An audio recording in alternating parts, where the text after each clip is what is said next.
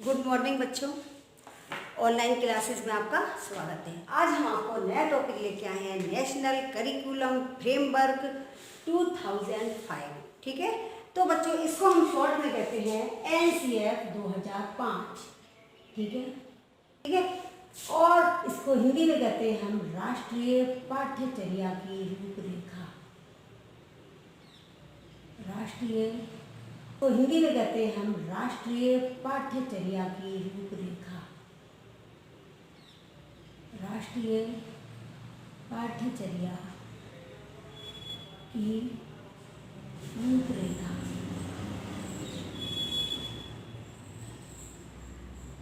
राष्ट्रीय पाठ्यचर्या की रूपरेखा, तो ये इसका जो है फुल नेम है। ठीक है, इसको हिंदी में कहते हैं हम राष्ट्रीय पाठ्यचर्या की रूपरेखा। अब इसको शुरू करने से पहले मैं आपको ये बताती हूँ कि राष्ट्रीय पाठ्यचर्या की रूपरेखा में क्या है भाई, कि इसका निर्माण क्यों किया गया है ना। तो बच्चों राष्ट्रीय पाठ्यचर्या में जो है हमारा NCF 2005, तो इसके हमारे अध्यक्ष थे। आप ये बातें मेरी नोट करते जाइएगा, ये मेन बातें हैं जो आप इसको नोट कर लें। इसके अध्यक्ष थे प्रोफेसर यशपाल। आप ये लिखते जाइएगा, प्रोफेसर यशपाल, यानी प्रोफेसर यशपाल की अध्यक्षता में ही इसका निर्माण किया गया था। तो इसके जो अध्यक्ष थे NCF 2005 के, वो थे हमारे प्रोफेसर यशपाल। और इस समिति के निर्देशक थे, जो विभिन्न प्रकार की समितियां बनाई जाती हैं, तो उस समिति के निर्देशक थे, निर्देशक कौन थे? प्रोफेसर कृष्णकांत।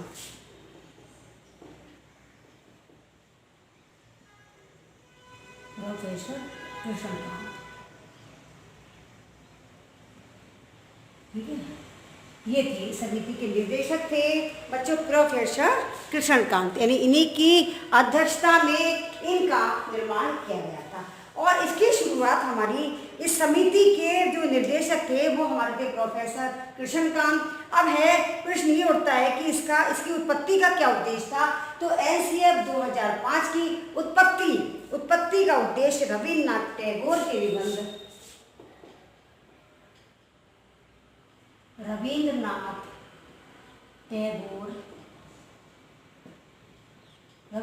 टैगोर के निबंध,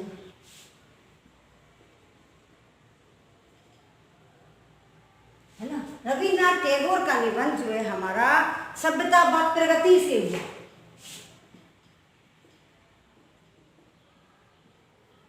सभ्यता व प्रगति,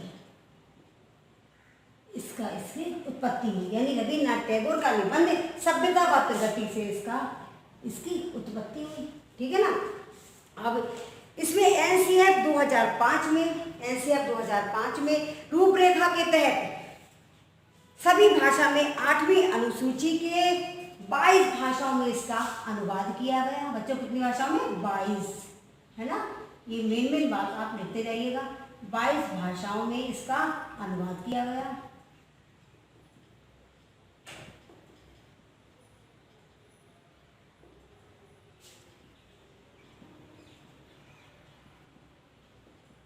यानी 22 भाषाओं में इसका अनुवाद किया गया। अब प्रश्न ये उठता है बच्चों, हम जानते हैं कि ये NCF है क्या? NCF है क्या? किसने इसको बनाया? इसकी आवश्यकता क्यों पड़ी? इसको बनाने का मोटिव क्या था, है ना। इसको बनाने का मोटिव क्या था हमारा, कि हम इसको क्यों बनाया जाए। तो NCF 2005 ये सभी विश्वविद्यालयों के लिए आवश्यक है। NCF यानी राष्ट्रीय पाठ्यचर्या की रूपरेखा जो है हमारी, इसको हम शॉर्ट में कहते हैं NCF 2005। तो इसलिए क्या सभी विद्यालयों के लिए इसकी आवश्यकता पड़ी। फिर इसमें क्या था कि इसका एक मोटिव था, शिक्षा बिना बोझ के सीखने की प्रक्रिया, है ना। इसका मेन उद्देश्य था हमारा, इसका मोटिव यही था कि शिक्षा बिना बोझ के सीखने की प्रक्रिया, है ना। इसका मेन उद्देश्य था हमारा, इसका मोटिव यही था कि शिक्षा बिना बोझ के सीखने की प्रक्रिया।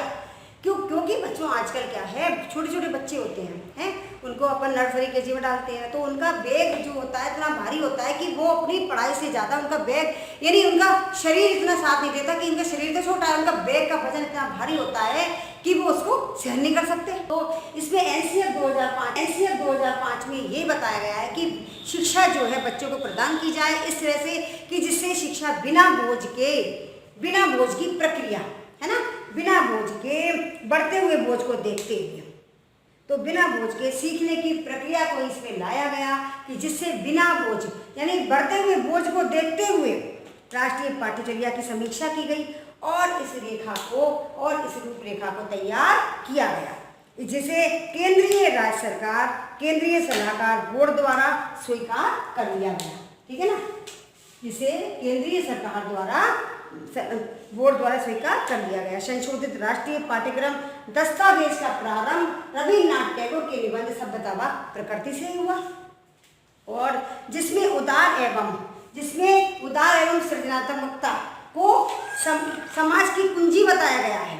इसको जो है बचपन की, यानी उदार और सृजनात्मकता को बचपन की कुंजी बताया गया है। तो एनसीएफ 2005 जो है, इसके बारे में आपको बता रही हूँ, इसका अनुवाद संविधान की 8वीं अनुसूची में शामिल सभी भाषाओं में किया गया, है ना।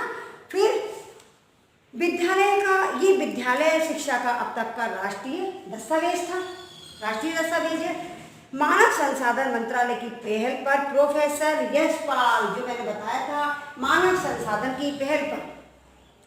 संसाधन मंत्रालय की पहल पर प्रोफेसर यशपाल की अध्यक्षता में देश के चुने गए विशेषज्ञों और विद्वानों ने शिक्षक को नई राष्ट्रीय चुनौती के रूप में देखा था। फिर उसके बाद में बच्चों एनसीएफ 2005 में भारतीय शिक्षा के विकास में योगदान देने वाले निम्न बिंदुओं को समाहित किया गया था इसमें, कि भारतीय शिक्षा में इसमें एनसीएफ 2005 में राष्ट्रीय पाठ्यचर्या की रूपरेखा में किन किन की सहायता की आवश्यकता है, तो इसलिए इसमें निम्नलिखित बिंदुओं को समाहित किया गया था। ठीक है, अब हमारा जिसमें पहला आता है बोझ के बिना सीखने की प्रक्रिया।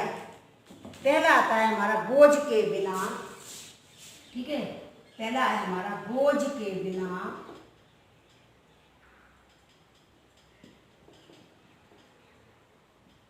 सीखने की प्रक्रिया। सीखने की प्रक्रिया का समावेश।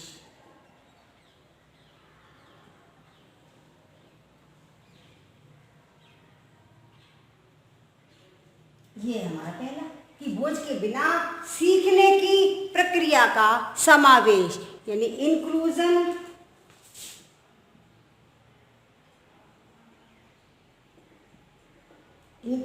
Of process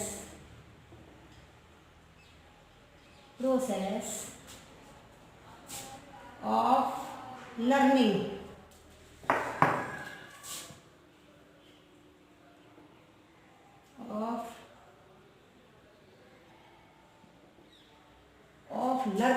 without burden।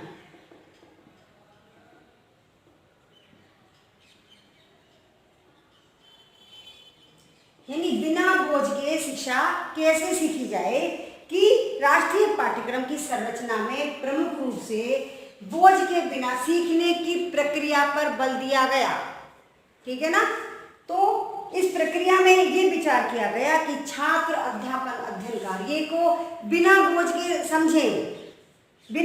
अध्ययन कार्य को बोझ न समझे। जैसे अब बच्चा क्या है, छोटे बच्चे परेशान होते हैं अपनी किताबों को देख के, क्योंकि उनका वजन, उनका सिलेबस ही इतना सारा होता है कि बच्चे पढ़ नहीं पाते। अब भाई छोटे बच्चे के लिए बहुत सारा सब कुछ होता है, उनके साथ जीके वगैरह है, जीके इंग्लिश वगैरह, यानी सारी बुक्स शुरू से ही शुरू हो जाती है नर्सरी क्लास से, तो वो गलत है। तो क्या बच्चा उस बोझ को उठा नहीं पाता। इसीलिए इसमें शिक्षा में जो बताया गया, राष्ट्रीय पाठ्यचर्या की रूपरेखा में ये बताया गया है कि बोझ के बिना सीखने की प्रक्रिया का समावेश, जिससे कि बच्चे अध्ययन कार्य को इस कार्य को बोझ ना समझे और अच्छी तरह से अपनी पढ़ाई करें। यानी छात्र अध्ययन प्रक्रिया के प्रति उदासीन ना हो।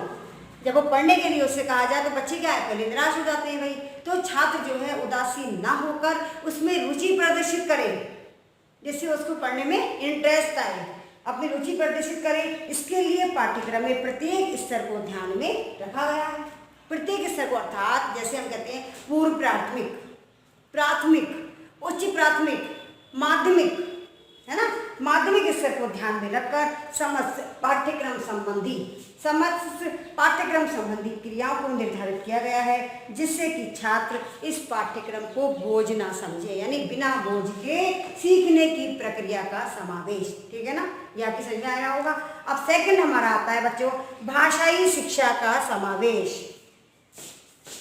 सेकंड आता है हमारा भाषाई शिक्षा, भाषाई शिक्षा का समावेश। इसमें क्या है बच्चों हमारा कि इंक्लूजन ऑफ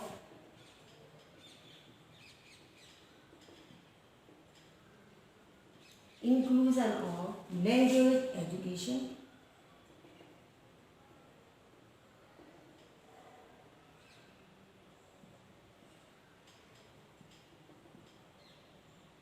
ये हमारा कि भाषाई शिक्षा का समावेश। सेकंड पॉइंट है हमारा भाषाई शिक्षा का समावेश, यानी भाषाई शिक्षा को भाषाई शिक्षा की दृष्टि से, भाषाई शिक्षा की दृष्टि से पाठ्यक्रम में समन्वित स्वरूप प्रस्तुत किया गया है कि हर प्रकार का समन्वित, जैसे कि हमारा आता है मातृभाषा है बच्चों, राष्ट्र प्रदान किया गया है और कि बच्चे को कौन सी भाषा में सिखाया जाए, बच्चे को कौन सी भाषा में सिखाया जाए। जैसे हमारा है पूर्व प्राथमिक स्तर पर अनुदेशन की भाषा को मातृभाषा के रूप में स्वीकार किया गया है, यानी पूर्व प्राथमिक स्तर पर जब बच्चा कक्षा में जाता है भाई, तो उसको क्या है सबसे पहले उसको मातृभाषा में अध्ययन कराया जाए। अगर हम उसको जब बच्चा कक्षा में पढ़ने आया है पूर्व प्राथमिक स्तर पर, तो बच्चों क्या हम उसको जब बच्चा कक्षा में जाता है भाई, तो उसको क्या है सबसे पहले उसको मातृभाषा में अध्ययन कराया जाए। अगर हम उसको जब बच्चा कक्षा में पढ़ने आया है पूर्व प्राथमिक स्तर पर, तो बच्चों क्या हम उसको एकदम इंग्लिश पढ़ाना शुरू कर देंगे तो क्या बच्चा समझ जाएगा? नहीं समझ पाएगा।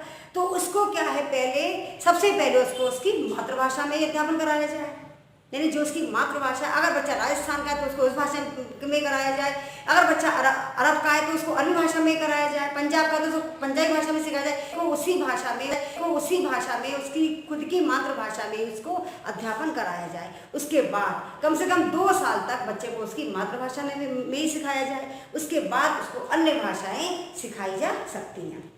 तो अनुदेशन की भाषा को मातृभाषा के रूप में स्वीकार किया है, अर्थात पूर्व प्राथमिक स्तर को बच्चे को जो है मातृभाषा में ही शिक्षित करना चाहिए। ये शिक्षण अवधि 2 वर्ष तक की होगी। इसके बाद आवश्यकता अनुसार अन्य भाषाओं में भी महत्व दिया जा सकता है, यानी अन्य भाषाओं में भी अध्ययन का प्रावधान है। अब तीसरा आता है हमारा अनुदेशन का माध्यम। अनुदेशन का माध्यम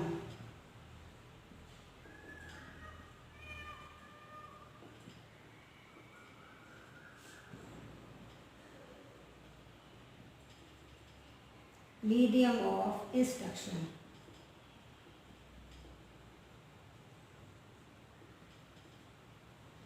मीडियम ऑफ इंस्ट्रक्शन की अनुदेशन का यानी राष्ट्रीय पाठ्यक्रम की रूपरेखा में अनुदेशन का माध्यम भी एक विवाद का विषय रहा है, यानी अनुदेशन का माध्यम भी एक विवाद का विषय रहा है। इसमें क्या है, इसके लिए राष्ट्रीय पाठ्यक्रम संरचना 2005 में, राष्ट्रीय पाठ्यक्रम संरचना सन 2005 में मातृभाषा को अनुदेशन माध्यम के रूप में स्वीकार किया गया है। यानी बच्चे का एडमिशन कराने के बाद उसको 2 साल तक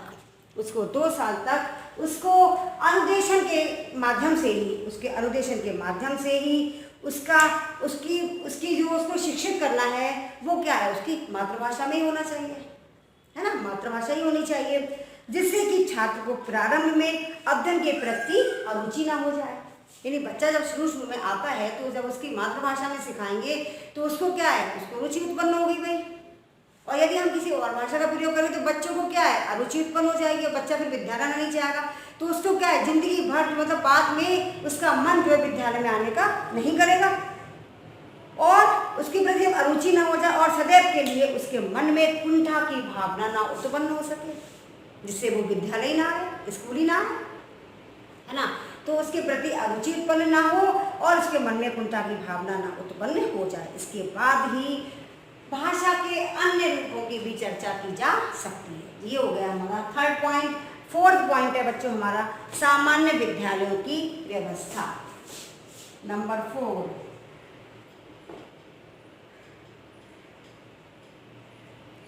सामान्य विद्यालयों की व्यवस्था।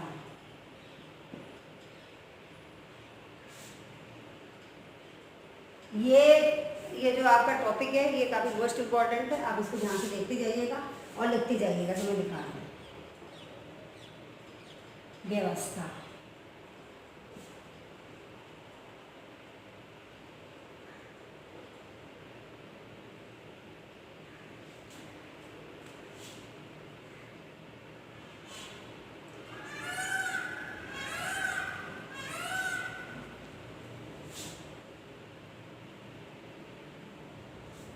अरेंजमेंट ऑफ जनरल स्कूल, ठीक है ना, कि इस राष्ट्रीय पाठ्यक्रम को क्रियान्वित करने के लिए सामान्य विद्यालयों की व्यवस्था करनी चाहिए, कि सामान्य विद्यालय हो जिसमें बच्चा अपनी ठीक रूप से पढ़ाई कर सके।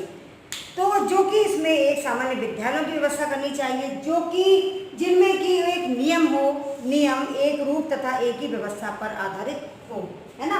विद्यालयों का समान स्वरूपी राष्ट्रीय पाठ्यक्रमों का उचित माध्यम है, इसलिए सामान्य विद्यालयों की व्यवस्था की जाए। अतः इस कार्यक्रम में विद्यालयों की समानता पर विशेष बल दिया गया है, कि विद्यालयों की समानता पर, कि सामान्य विद्यालय होना चाहिए, तो इसीलिए विद्यालयों की समानता पर विशेष बल दिया गया है। ठीक है, ये हमारा होगा फोर्थ पॉइंट। नंबर 5, धर्मनिरपेक्षता का समावेश। धर्मनिरपेक्षता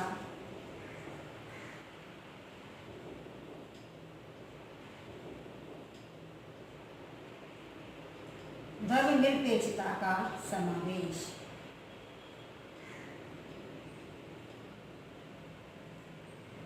धर्मनिरपेक्षता का समावेश यानी इंक्लूजन ऑफ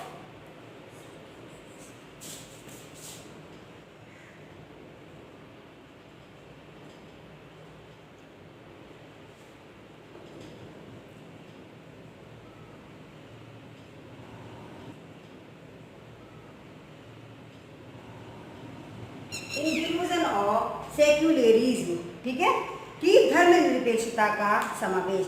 भारतीय समाज में यानी धर्मनिरपेक्षता का समाज, तो भारतीय समाज में बच्चों सभी धर्मों को समान श्रद्धा एवं सम्मान के साथ आदर दिया जाता है, यानी कोई भी किसी के साथ कोई भी किसी प्रकार का भेदभाव नहीं करेगा। तो सभी धर्मों के लिए समान श्रद्धा एवं सम्मान के साथ आदर दिया जाता है, इसलिए कभी भी किसी भी धर्म विशेष को पाठ्यक्रम में समावेशित नहीं किया जाएगा।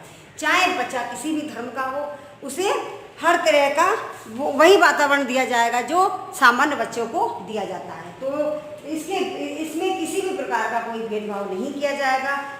तो भारतीय शिक्षा एवं शिक्षालयों को धर्मनिरपेक्षता की स्थिति में रखा गया है। राष्ट्रीय पाठ्यक्रम संरचना में धार्मिक शिक्षा स्वीकार नहीं किया गया है वस्तुतः, इसीलिए राष्ट्रीय पाठ्यक्रम संरचना में धर्मनिरपेक्षता की दशा को भी स्वीकार किया गया है। ये हमारे हो गए 5 पॉइंट। अब हमारा 6 आता है बच्चों, सामाजिक भावनाओं का समावेश।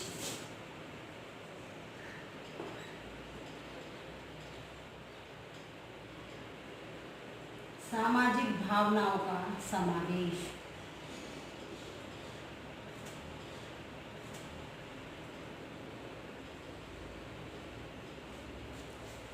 सामाजिक भावनाओं का समावेश।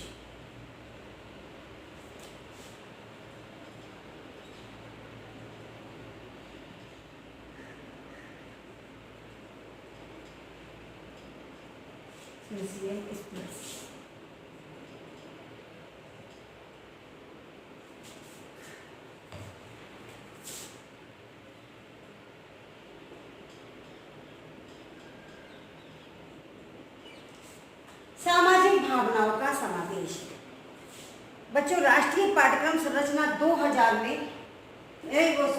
2005 में सामाजिक भावनाओं का भी समावेश किया गया। सामाजिक आकांक्षाओं का समावेश करके सामाजिक विकास को भी प्रोत्साहित किया गया है, क्योंकि समाज में समाज शिक्षा एवं शिक्षालयों द्वारा ही अपनी आकांक्षाओं की पूर्ति का मार्ग प्रशस्त करता है ना, मार्ग प्रशस्त करता है। और राष्ट्रीय पाठ्यक्रम संरचना में भारतीय संस्कृति एवं सभ्यता के विकास एवं